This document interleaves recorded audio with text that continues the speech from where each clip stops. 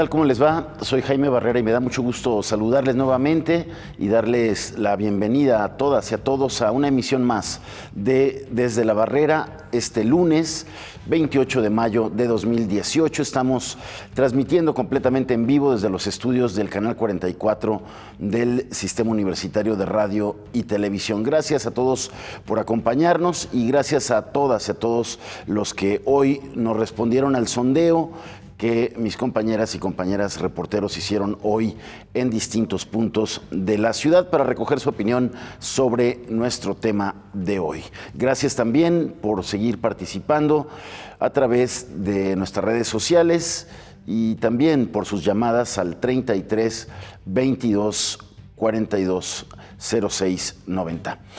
Como usted sabe, anoche se realizó el segundo debate de la y los candidatos a la gubernatura del estado de Jalisco en Puerto Vallarta.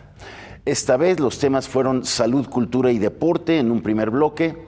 Después hablaron de infraestructura y gasto público y concluyeron con el tema de los derechos humanos. Veamos algunos de los momentos de esta última discusión pública a la que convocó el Instituto Electoral y de Participación Ciudadana del estado de Jalisco.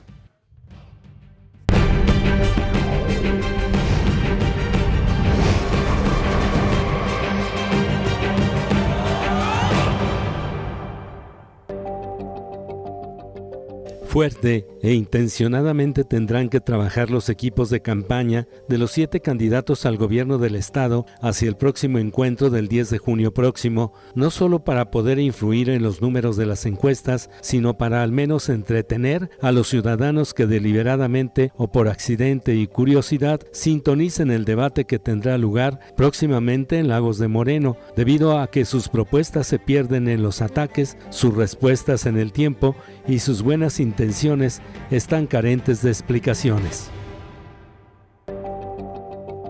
Si en temas como el de la movilidad y protección del ambiente los 7 candidatos al gobierno del estado han sido carentes de precisión y de contenido, en el tema de derechos humanos del pasado debate en Puerto Vallarta se registró desconocimiento y confusiones. Enrique Alfaro ubicó el tema de derechos humanos en la corrupción que se rastrea en el Poder Judicial, mientras que Miguel Castro prometió más recursos y autonomía a la Comisión Estatal de Derechos Humanos. La candidata de Nueva Alianza y del PRD, el candidato de este partido, enfocaron sus aportaciones a la defensa de las mujeres. Entre tanto, para Salvador Cosío y Miguel Ángel Martínez, la clave es que los gobiernos entiendan qué son los derechos humanos y Carlos Lomelí prometió autonomía y recursos para la localización de desaparecidos. Bien, como vimos y escuchamos, y como ocurrió en el primer debate, la y los candidatos quedaron a deber en cuanto a las propuestas, pese a la buena conducción de los colegas moderadores que no recibieron en varias ocasiones las respuestas a sus preguntas. Hoy vamos a retomar aquí en Desde la Barrera la mecánica de revisión, como hicimos en el primer debate, que discutieron propuestas, como usted recordará, sobre movilidad, desarrollo económico y medio ambiente. Hoy continuamos con este ejercicio para profundizar sobre las propuestas que hicieron en cada uno de estos temas en este segundo debate. Hoy lunes empezamos con el análisis de lo que plantearon en materia de derechos humanos. Hoy hemos invitado a 2 especialistas en este tema, a la maestra Ana Sofía Torres, académica del Departamento de Estudios Sociopolíticos y Jurídicos del ITESO, y al doctor Arturo Durán Ayala, académico del Departamento de Ciencias Sociales y Humanidades de la UNIVA. Con ellos vamos a recordar lo que dijo cada candidato sobre derechos humanos en su intervención, para luego escuchar sus evaluaciones y comentarios. Quédese con nosotros, vamos a la pausa y regresamos.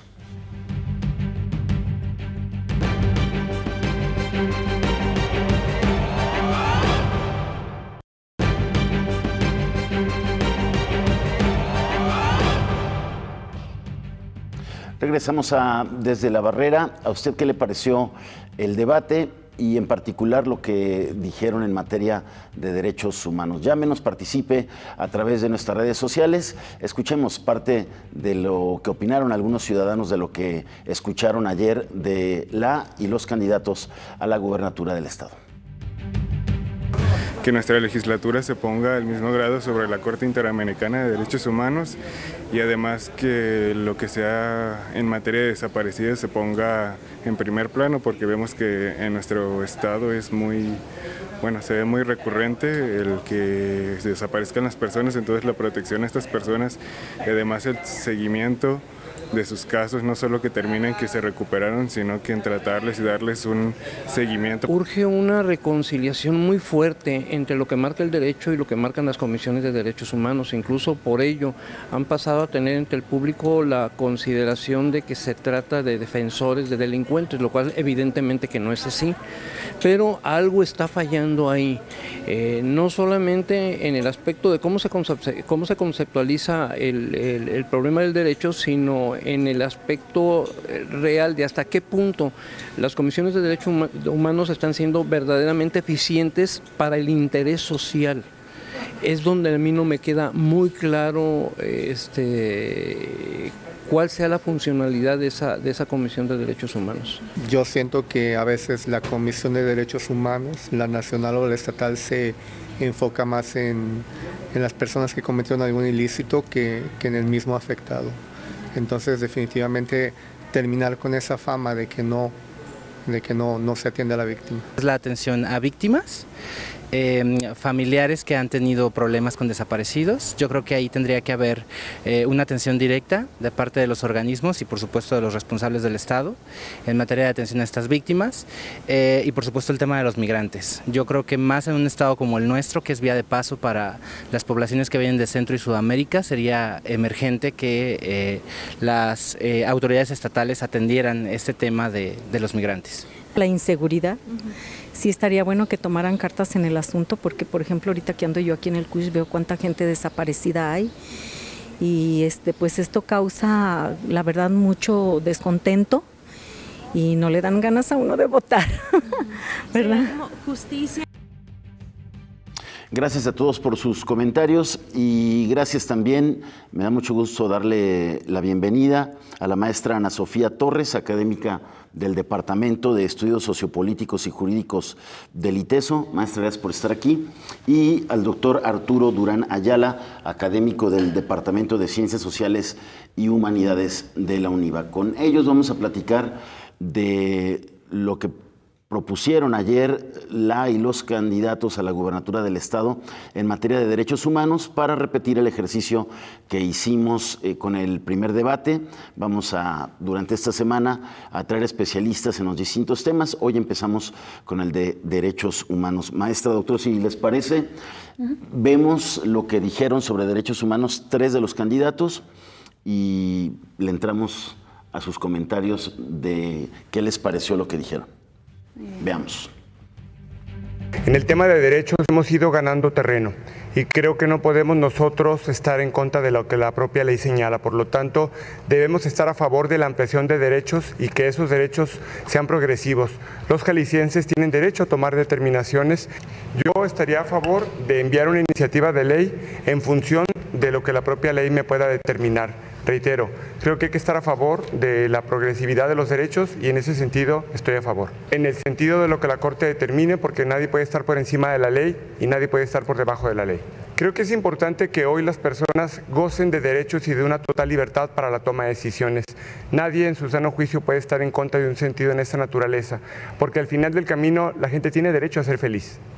Por lo tanto, en mi gobierno vamos a crear lugares especiales en cada municipio donde las mujeres puedan acudir, donde las mujeres tengan asesoría jurídica permanente, pero sobre todo que puedan tener resuelto su situación económica. Hay que ayudarles a las mujeres, hay que crear créditos para que ellas puedan tener sus propias empresas. Pero también cuando hablamos de derechos humanos es muy amplio y el primer derecho humano que tenemos es el derecho a la vida y la seguridad. Y en estos momentos el Estado no nos garantiza ese derecho. porque puedes hoy subirte a un camión y ya no bajarte jamás de él. Por eso es importante que hagamos propuestas en torno a la propia ley, porque la igualdad ya existe en la ley, pero no se respeta. Tenemos que garantizar la seguridad de las mujeres y de su familia, no solo de las mujeres, porque cuando hablamos de que a ellas se les puede garantizar, ¿y qué vas a hacer con los hijos?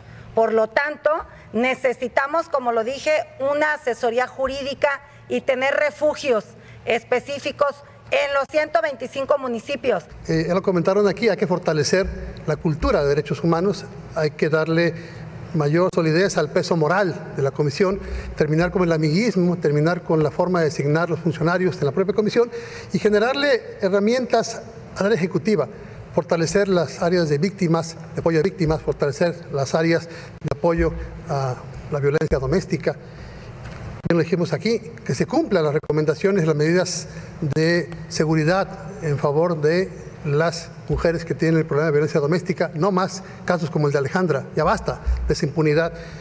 Y bueno, el derecho humano al agua, el derecho humano al ambiente sano que mencionó aquí Miguel Castro, yo planteé el tema de la contención del río Santiago y nadie me hizo caso, firmar el compromiso, ojalá lo firmemos aquí todos.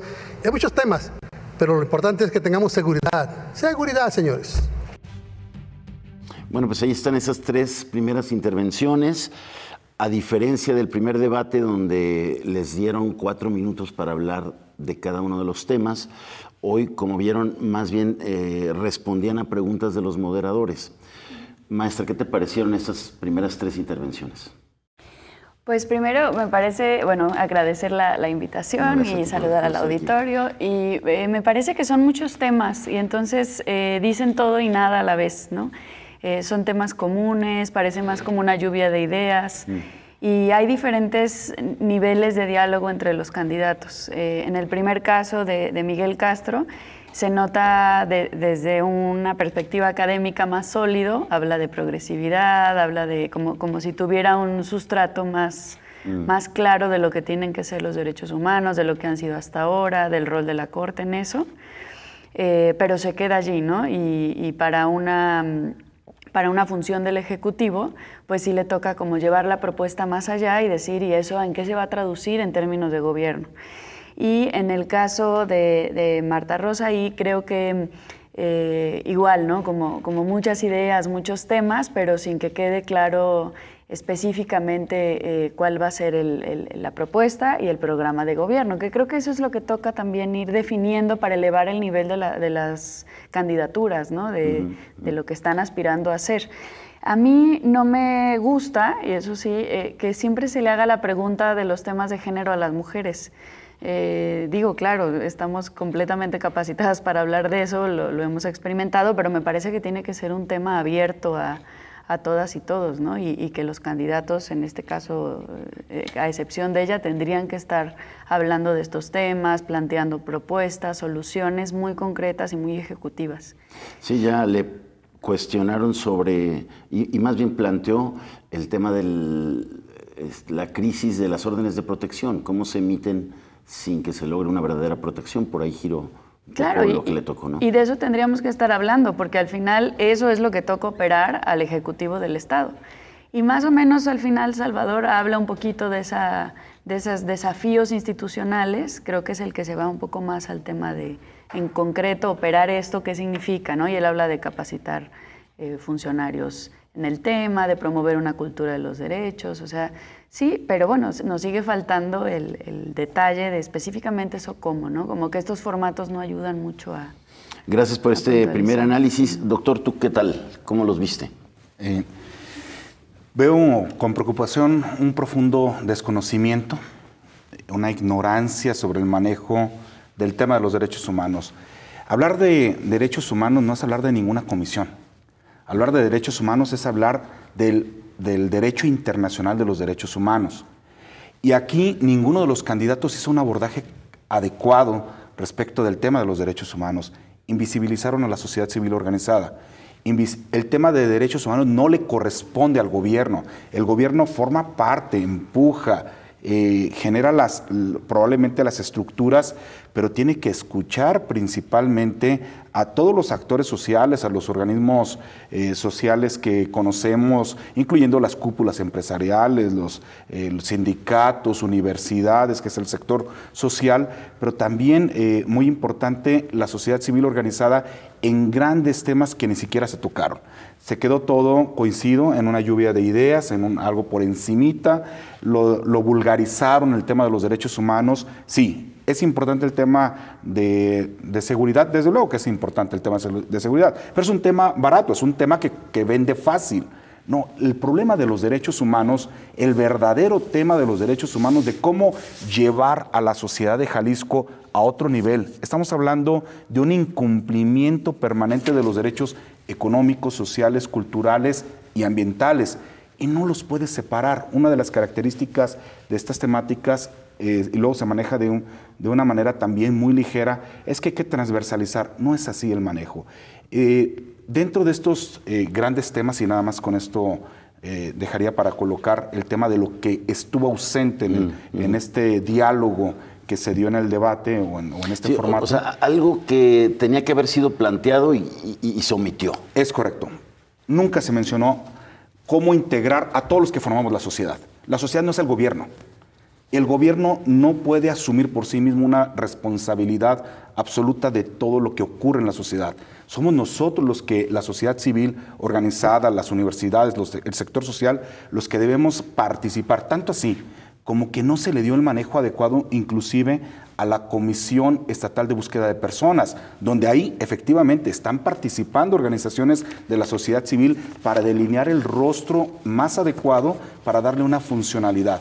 Entonces, ese es el gran ausente, es digamos, si hubo un perdedor del debate, es la sociedad organizada en este tema.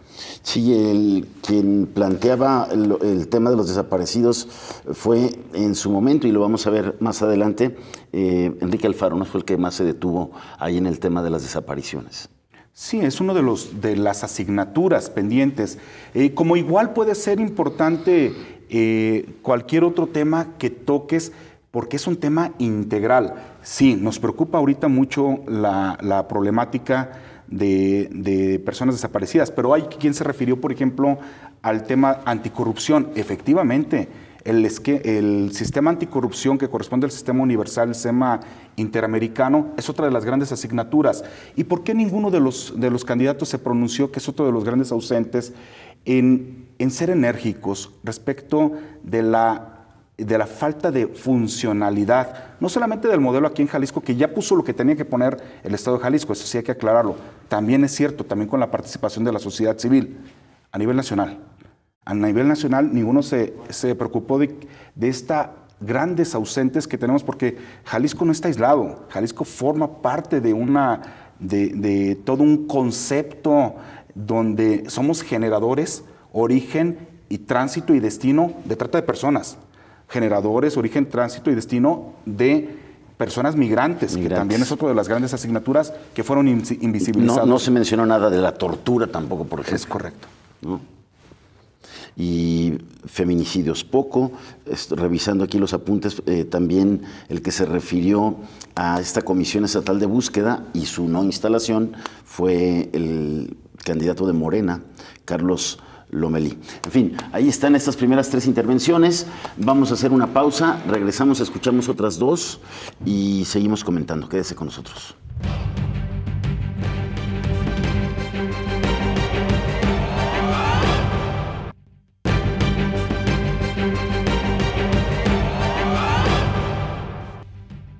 Gracias por continuar con nosotros aquí Desde la Barrera. Antes de seguir comentando de esto que sucedió ayer en el segundo debate de los candidatos a la gobernatura del Estado en sus planteamientos sobre derechos humanos, escuchemos más de sus opiniones. No quieren porque le tienen miedo a las religiones. Desgraciadamente la religión ha sido definitiva en la historia de este pueblo nuestro y le tienen miedo a una confrontación con ellos. Yo creo que deberían ser claros y explícitos. La libertad de las personas es la libertad. Yo siempre le he dicho, sobre todo a los cristianos, que el cristianismo es una religión de conciencia, no de leyes. Está toda supeditada a la conciencia de las personas. Además de que la intromisión de la Iglesia Católica históricamente en la vida de México ha sido desastrosa para el país. Ese asunto debe ser puesto ya en su lugar y hablar con claridad y hablar sobre todo con honradez y patriotismo sobre lo que significa separar a la Iglesia del Estado. Se ve que podemos evolucionar en pensamiento de que ya no somos la misma sociedad antigua, que pensamos que solo el matrimonio es entre hombre y mujer, sino que podemos aceptar que el matrimonio ya ha evolucionado y ya no solo es hombre, mujer y niño, sino que ya los distintos géneros se pueden mezclar como quieran.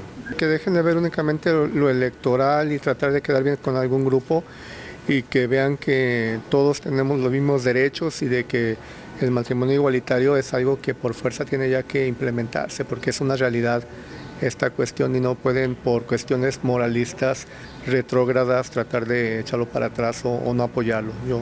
No se toca ese tema por cuestiones morales, entonces creo que si son candidatos están trabajando por una sociedad que no tiene sus mismos ideales morales, no tiene su misma ideología, entonces creo que se debe de dejar de lado esa postura y trabajar para el pueblo.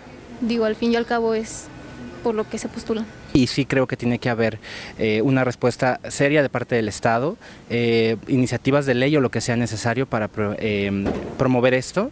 Me parece que, por lo menos sé que PRI y Movimiento Ciudadano se han reunido con colectivos de las diversidades y eso me parece estupendo, que generen agendas, porque muchas veces la idea que los políticos tienen sobre lo que se tiene que hacer es distinta a las realidades que viven estas poblaciones. Pues yo pienso que debe de haber libertad para todo. Lo que pasa es que nuestra cultura aquí en México pues es muy, la verdad, muy cavernícola. Están muy atrasados en cuanto a eso, pero creo que debe de respetarse la preferencia de cada quien mientras no nos hagan daño a nosotros ni salgamos perjudicados. El gobierno debe ser accesible en cuanto a esto, porque eso no lo van a quitar jamás. Gracias a todos por sus comentarios. Vamos a escuchar ahora dos intervenciones más. Toca ver la del candidato del partido Movimiento Ciudadano, Enrique Alfaro, y también al candidato de Morena, del PT y del PES, Carlos Lomelí. El compromiso que yo hago es que la refundación del Estado va a darse con pleno respeto a los derechos humanos, a los que están establecidos como de primera y segunda generación, la libertad, la seguridad, un Estado libre de tortura, al disfrute de las artes, al salario igualitario para un mismo trabajo, a la libertad de expresión, pero también los derechos humanos de segunda y tercera generación. En segunda generación, a tener un medio ambiente sano, a tener una política ambiental que verdaderamente permita superar realidades tan terribles. Coincido también en ese planteamiento con el hecho de que tenemos el río más contaminado de México, el río Santiago, o como que nos estamos acabando los bosques con la tala clandestina, y derechos también de cuarta generación, como el poder tener acceso a Internet de manera general, con un servicio que sea eficiente y que pueda estar al alcance de todos. Con los delincuentes no se pacta, no se dialoga. Con los delincuentes se tiene que actuar con todo el peso de la ley. Mucho de lo que está pasando en Jalisco tiene que ver con eso y hay que decirlo con claridad y de frente a todos los jaliscienses. Tiene que venir una nueva etapa en la que quienes gobiernen este Estado lo hagan con dignidad, con respeto a su condición de servidores públicos, y eso es lo que vamos a cambiar en Jalisco. Daremos seguimiento puntual al 100% de todas las recomendaciones que nos haga la Comisión Estatal de Derechos Humanos. Pero abundando un poquito más en la pregunta que hizo la señorita Sonia, yo te quiero decir que la Comisión Estatal de Derechos Humanos emitió la recomendación 03 del 2018, 03-2018, en la cual dio más de 70 recomendaciones para el asunto de las personas desaparecidas. Este tema, dentro de las 70 recomendaciones que emitió la Comisión Estatal de Derechos Humanos, hay un punto que es muy importante, que es constituir la Comisión Estatal de Búsqueda, en donde estaría integrada principalmente por familiares, por expertos, por funcionarios, así como público en general y notables. ¿Por qué es importante mencionar esto? Porque para que nosotros podamos regresar a la tranquilidad y dar todo el apoyo a la gente en el tema de desapariciones forzosas o forzadas, que eso es un tema bastante grave, decirte que Jalisco ocupa el tercer deshonroso lugar nacional del 2017 con más de 3.060 desapariciones. Maestra, ¿algo distinto que hayas encontrado quieras destacar de estas dos intervenciones? Sí, una parte muy importante es que sí estamos en una crisis de violaciones graves a derechos humanos en el Estado.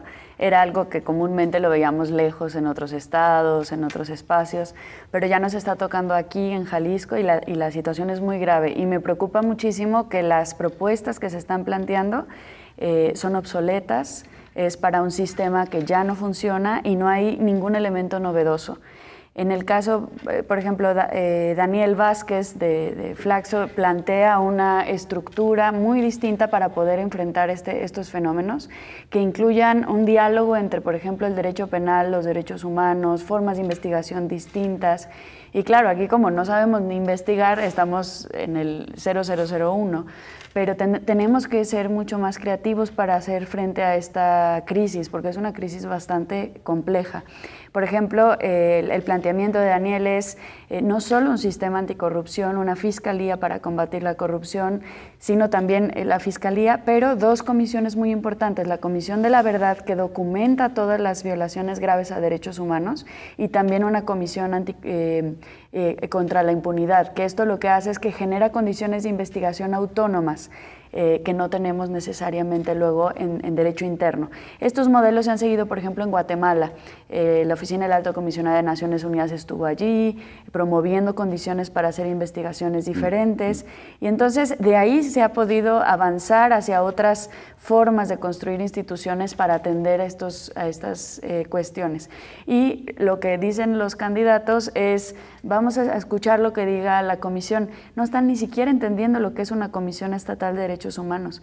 La comisión está en un estado para favorecer y para ayudar a que el gobierno entienda cuáles son sus compromisos y cómo puede ir cumpliéndolos. No la tiene allí nada más para que le esté dando instrucciones de esto, de aquello. Recomendaciones. Claro, las recomendaciones son porque no has hecho tu trabajo. Un gobierno diligente, un gobierno comprometido no necesitaría una comisión estatal, porque ya de facto lo haría. Entonces pensaría en presupuesto con perspectiva de derechos humanos, pensaría en construir este tipo de instituciones, pensaría en generar políticas públicas donde, justo como comentaba el doctor hace un momento, no es un asunto de transversalidad, porque ahí se pueden perder los derechos humanos. Yo he leído con detalle la propuesta que hace el candidato Alfaro, por ejemplo, y se menciona en el tema de seguridad y justicia 3, 4 veces el tema de derechos humanos. Y sí se menciona, por supuesto, la construcción de la cultura de legalidad, y se menciona que hay que atender en el tema de las policías, pero eso no es suficiente. Los derechos humanos van más allá del fenómeno criminal y van y se traducen en toda otra serie de cuestiones que un gobierno tendría que estar estructurando para que sean una realidad. Por ejemplo, la comisión sí puede ayudar a hacer un programa estatal de derechos humanos serio, acompañado por instituciones como Naciones Unidas. La Ciudad de México lo hizo en la época de Álvarez y Casa, y entonces fue una época de la ciudad en donde fueron adelantando políticas de derechos humanos distintas, en donde los gobiernos estaban muy sensibilizados al cumplimiento de estos derechos y fueron de avanzada, ¿no? Luego la Comisión de la Ciudad de México tuvo una regresión, pero en ese momento era un paradigma. Yo creo que Jalisco sí podría hacerlo, pero tiene que repensarse la Comisión Estatal y tienen que generar planteamientos diferentes, ¿no? En esos planteamientos que dieron no se ve que estén observando otras prácticas como la que dices de Guatemala, y ahí tendrían una tarea pendiente que hacer, ¿no? Sí. También señalabas, no hay planteamientos a detalle en sus sitios, en sus páginas digitales. Se dice, bueno, es que en el debate pues no hay tiempo para profundizar en las propuestas, pero bueno, tendrían que tener un lugar donde los interesados puedan ver a detalle lo que plantean en derechos humanos, y eso no lo encuentras todavía en ninguna página de ningún candidato. No, y encuentro que hay una tendencia muy natural a ir siempre a la parte de la defensa, de la protección, de lo que tienen que hacer los juzgados, por ejemplo. Y eso es preocupante, porque el Poder Ejecutivo no le corresponden las tareas del Poder Judicial. Pero en nuestro estado eso ha estado tan poco dibujado y tan pocos claros los límites de hasta dónde está un poder judicial, hasta dónde un ejecutivo y hasta dónde un legislativo. Todavía tenemos esta herencia virreinal en donde era más o menos todo una misma cosa, que eso es muy preocupante, porque entonces cuando hablamos de derechos humanos no queda claro que al que le toca investigar es al ejecutivo y al que le toca sancionar es al judicial. Y yo escucho a los candidatos diciendo, voy a sancionar, pues perdón, pero esa no es su función.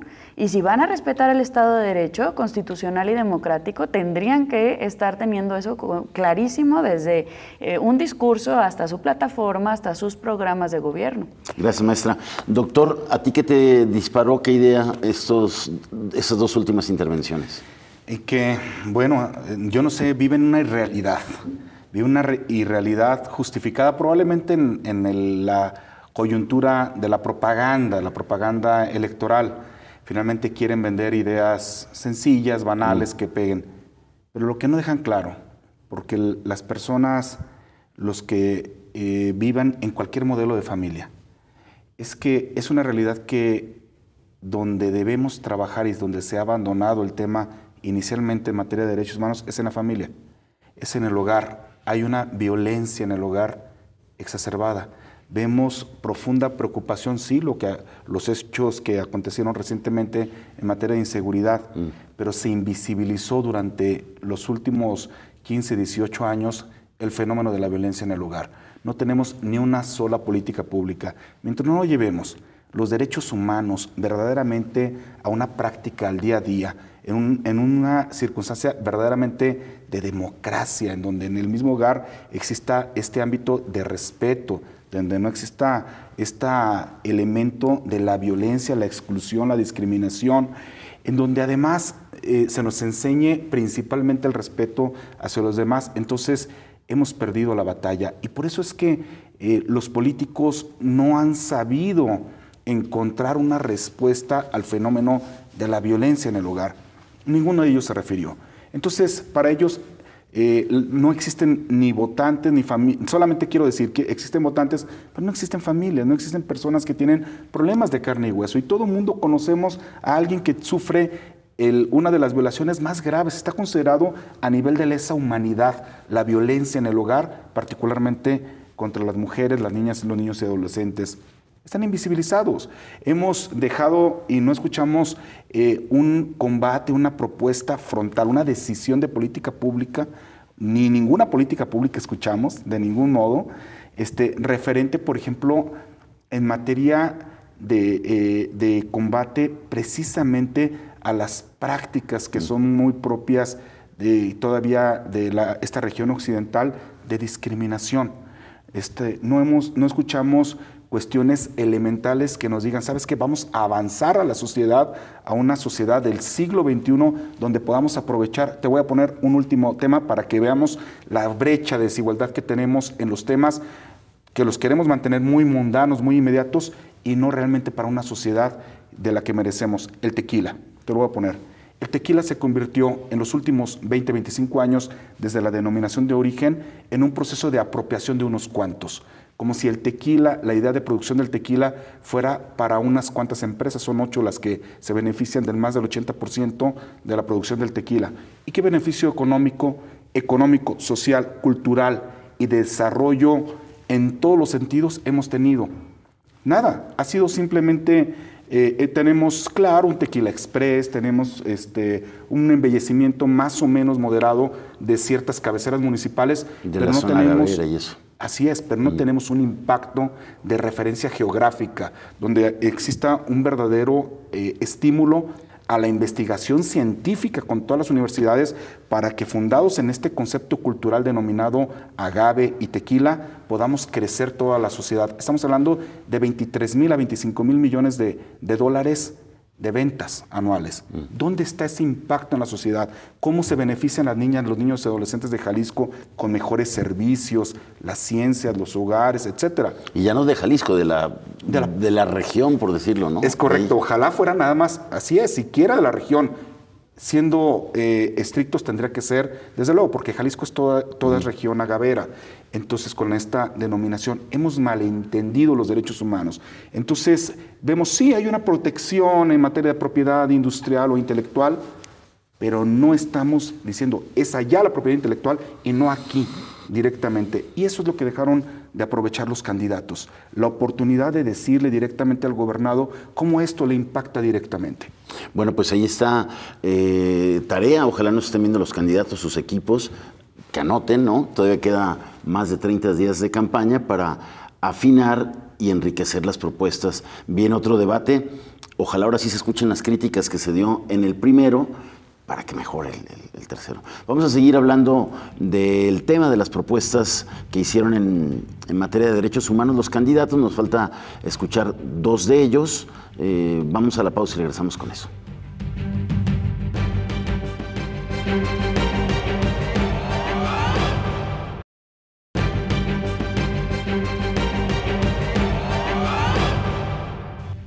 Gracias a todos por continuar con nosotros. Regresamos. Falta escuchar lo que planteó Carlos Orozco, el candidato del Partido de la Revolución Democrática, ayer en el segundo debate que se realizó en Puerto Vallarta. Estamos analizando lo que dijeron en el tema de derechos humanos. Vamos a escucharlo a él y también a Miguel Ángel Martínez, candidato del PAN a la gubernatura. Los escuchamos y regresamos con nuestros invitados a seguir hablando de este tema, ir cerrando también con sus conclusiones y lo que faltaría de añadir a los candidatos para tratar de completar estas ideas fragmentadas, aisladas, que presentaron ayer en el debate. Por supuesto que el derecho inalienable, de acuerdo a la Constitución y a las leyes aprobadas por la Suprema Corte de Justicia de la Nación, nos permite casarnos con cualquier persona según lo queramos, pero también nosotros como izquierda ilustrada defendemos el derecho inalienable de la mujer a decidir sobre su propio cuerpo, como defendemos todos los derechos absolutos, y a eso me refiero, que el embarazo no deseado, que es un problema de salubridad, que es un problema de salud pública, con 300,000 casos de practicarse el aborto en este país y con 30,000 muertes aproximadamente de mujeres, estamos hablando de los derechos humanos de las mujeres, sobre todo las jóvenes, que casos documentados en México han sufrido un embarazo no deseado, incluso por incesto en su familia, donde el tío, incluso el papá, es el padre de una criatura y la principal víctima que encontramos es el niño, que nadie lo reconoce y también tiene derechos humanos. Que el tema de los derechos humanos, con todo lo relevante que pueda ser la comisión, no se circunscribe a la comisión, sino que tiene que referirse sobre todo y privilegiadamente a la actitud del gobierno frente a los gobernados. Un gobierno que tiene a los maestros en la madrugada esperando, durmiendo en los pasillos, esperando que les asignen una plaza, es un gobierno que viola los derechos humanos. Un gobierno que retarda la atención médica de las personas es un gobierno que viola los derechos humanos. Un gobierno que le da más relevancia a la salida de la tuneladora que a las víctimas de una tragedia es un gobierno que no respeta los derechos humanos. Un gobierno que no invierte en construcción de escuelas o solo el 14% respecto del anterior es un gobierno que viola los derechos de las personas. Y bueno, mi opinión con relación al matrimonio igualitario lo di en el debate anterior y a ese me remito, pero no es una opinión nueva, es la que suscribió el PAN hace 2 años de manera unánime a través de sus órganos de dirección y esa es en la que nos sostenemos. Bueno, pues ahí están, ya tenemos el repaso de los 7 candidatos. ¿Completaron algo estos 2 últimos? Pues yo creo que proponen algo interesante, que frente a las alianzas que hay a nivel federal, al menos aquí sí queda claro que estos 2 partidos han tenido posturas muy diferentes y que creo que es valioso tener una izquierda en Jalisco, porque son precisamente temas que no se han impulsado durante muchos años en la agenda. Entonces, que esté ahí un candidato que, aunque tenga un porcentaje mínimo, pero que esté poniendo una voz hacia algo que se dice poco, me parece eso valioso, porque esa es la pluralidad de opiniones. Y yo eso rescataría, que en Jalisco me parece que eso es lo que hacia eso tenemos que ir transitando. Es muy peligrosa la hegemonía que pueda darse del pragmatismo. Entonces, los derechos humanos son pluralidad. Son un mundo en donde quepamos todas y todos y que podamos convivir, y eso es lo que tiene que promover el Estado y promover el gobierno, que precisamente toda esa pluralidad de opiniones pues pueda ponerse en un espacio de respeto, de derechos, etcétera, ¿no? Entonces, estas dos visiones me parece que lo reflejan como esa necesidad de permanecer en un diálogo abierto, porque no se trata de que conquistemos la opinión del otro, se trata más bien de que vayamos aceptando esas diferencias, y como decías hace un momento, yo sí creo que eso no pasa nada más por el gobierno, y tenemos una responsabilidad directa como ciudadanía de entendernos de otras maneras, y no solo con una perspectiva de justicia, pero también de diálogo y de cuidado, ¿no? Tienen que ser esos tres componentes, y por ahí tendríamos que ir construyendo también los derechos humanos en la comunidad, porque luego responsabilizamos al gobierno, y sí, el gobierno es lento en responder, muchas veces no es responsable, pero tampoco como sociedad lo somos. No estamos educados hacia eso o educadas hacia eso, ¿no? Entonces, el aceptar esas diferencias, por ahí pasa el tema de los derechos humanos, ¿no? De poder ir construyendo sociedades diferentes, y creo que el gravísimo problema de seguridad que vivimos ahora es esa incapacidad de vernos. Es el clasismo que tiene este país, pero particularmente esta ciudad y este estado, el qué esperanzas que puede ir a convivir con alguien que se sale de mi círculo social, y que no estamos relacionándonos. Entonces, por supuesto que hay violencia, por supuesto que nos estamos anulando los unos a los otros, matándonos, y entonces, ¿qué son los derechos humanos? El rescatarnos desde nuestra humanidad de eso, y decir, podemos convivir en paz, podemos respetarnos, reconocer nuestra dignidad enfrente de la otra persona, y me parece que eso estuvo lejísimos del debate. Definitivamente. Sí, o sea, quedaron a deber muchísimo en torno a esta visión mucho más integral de los derechos humanos, ¿no? Claro, y además que eso sí le toca al Ejecutivo. El Ejecutivo sí tendría que estar generando condiciones para educar en este sentido, para ofrecer espacios hacia esta parte. Creo que ha habido un gran error en pensar que los derechos humanos solamente le corresponden a la parte judicial o a la parte de la Comisión Estatal. Ya basta de eso, ¿no? Los derechos humanos están en muchos otros espacios, en los espacios educativos, en los espacios sociales, con las niñas y niños, con las personas de otros espacios, de diversidades también. No se habló nada de profundidad en temas de desaparición, ni en temas de comunidades indígenas, ni de desplazamiento por proyectos de infraestructura y minerías. No se habló a profundidad del tema de los derechos al medio ambiente, como de todas las problemáticas que está habiendo. Por supuesto que no se habló de la complejidad del tema de mujeres, niñas, niños, adolescentes. Todo eso no se habló. Sí, hay una lista grande de omisiones. Sí. Doctor, ¿tú qué viste en esas últimas dos participaciones? Un lenguaje obsoleto. Ya, por ejemplo, las Naciones Unidas, a través del Comité de Seguimiento a la Convención en materia de igualdad entre mujeres y hombres, generó una observación ya desde hace varios años, más de 5 años, en donde le llama la atención al país y le dice, oye, por favor, deja de usar equidad. El tema equidad de género ha generado un retraso en todo el avance hacia lo que realmente se pretende, que es la igualdad entre las personas.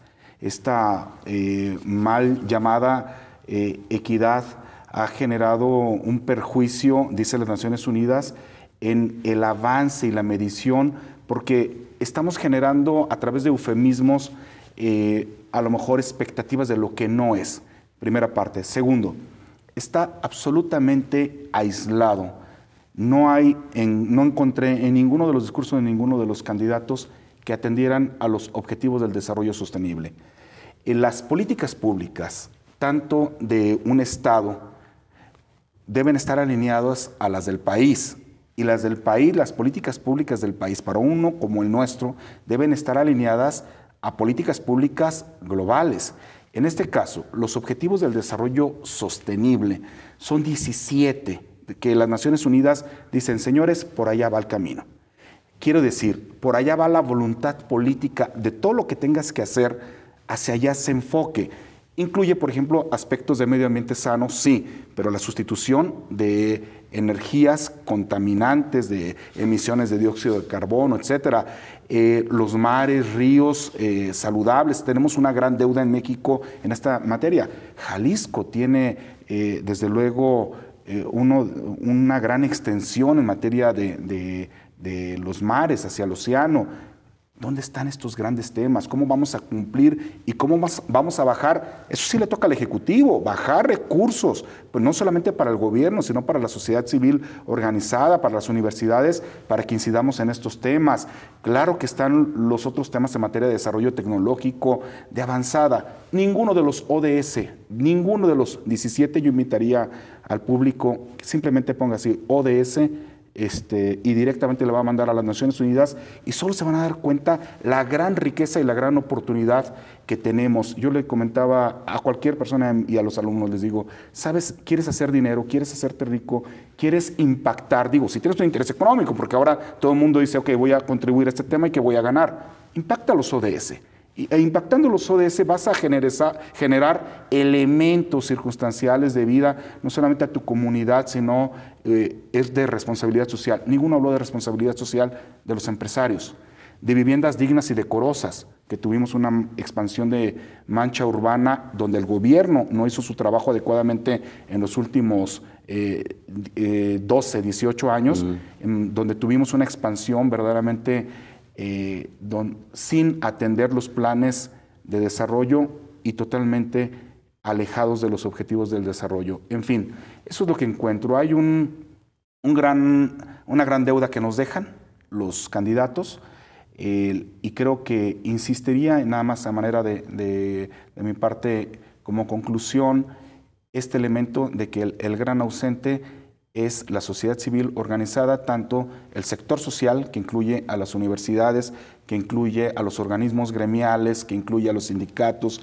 y que incluye, por el otro lado, también a los especialistas, a las personas que conocen y manejan muy bien las temáticas y que pueden incidir en cada uno y muchos de estos temas, desde luego, de los que se tocaron. A ver, entonces esto refleja que a los candidatos les hace falta una mejor asesoría en temas de derechos humanos, de acuerdo a lo observado ayer, ¿no? Eso es lo primero que tendrían que hacer antes de llegar a la elección, ¿no? Y, no sé, exhibirlas o presentarlas en algún sitio para que el votante conozca y se complete esto que apenas enseñaron allá pedacitos, ¿no? ¿Cuál sería la recomendación para los candidatos? Sí, pues todavía tienen tiempo, digamos, de la elección a que puedan ocupar el cargo quien resulte electo o electa, pues de poder generar un planteamiento mucho más profundo. Y en eso yo creo que hay posibilidades. Yo lo que insistiría es que no dejen de poner en el centro a la persona, ¿no? Hay un tema se habla de víctimas, pero ya se habla de víctimas como si fuera cualquier cosa. Son personas que han sufrido, que estamos en una crisis humanitaria muy importante y veo muy lejos a los políticos de eso, una incapacidad de tener empatía, compasión, pero de verdad, un poco siento que lo hacen de manera pues por caer bien, jalar algunos votos, pero no porque de verdad haya un compromiso de fondo y haya una conexión humana ahí, ¿no? Entonces, pues sí, por un lado creo ponerse a trabajar en lo técnico y por otro lado cambiar la forma de hacer política. Es que la ciudadanía está harta, estamos hartos de ese tipo de política de demagogia, de política de la personalidad, de política centrada en el ego, en ellos mismos. Y muy poco de contraste, ¿no? En el debate de ayer como en el primero, se contrastaron más las personas, las hojas de vida, los escándalos, los señalamientos, que el contraste en maneras de plantear soluciones para los retos en movilidad, en medio ambiente, en economía, como pasó también en el tema de los derechos humanos ayer, que pues no nos quedó claro a nadie qué visión tiene cada uno de ellos, ¿no? Y creo que por ahí hay algo que tendrían que hacer.